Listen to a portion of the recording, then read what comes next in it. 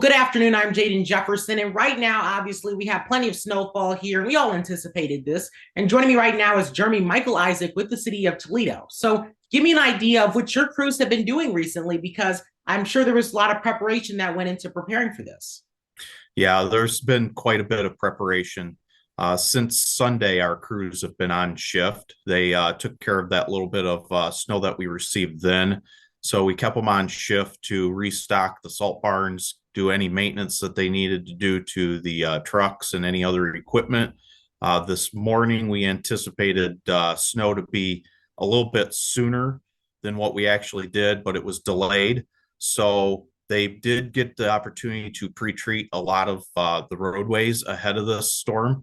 Looks like now we're starting to receive a lot of that heavier snow that they had anticipated for us, and we are starting to see some roadways get covered over. And what is this afternoon going to look like for your crews? Because it seems like the snowfall is only going to get heavier throughout the day. Right now, it's pretty heavy. So what do you think the afternoon is going to look like?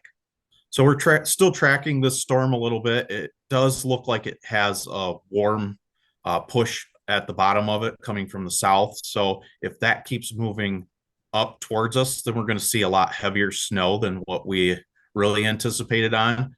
With the amount of snow per hour that we're still anticipating, it's going to get a little bit messy before we'll be able to get it cleaned up.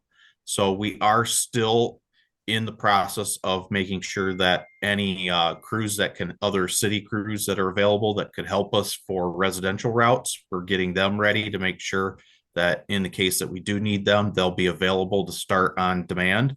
Our internal crews for road and bridge maintenance will continue on those phase one routes, which are those higher traveled streets throughout the city.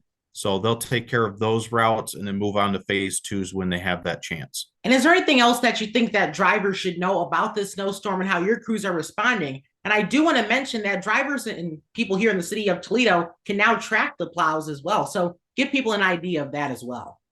Yeah, that tracking mechanism is still kind of in its beginning stages, so it's not exactly perfect, and we are experiencing a little bit of delays in getting some of the equipment that we need for that. But in the future, when that is up and running, we'll be able to see where those snow plows have been, what treatment they did on each one of those streets, and then what is coming up next for them to do.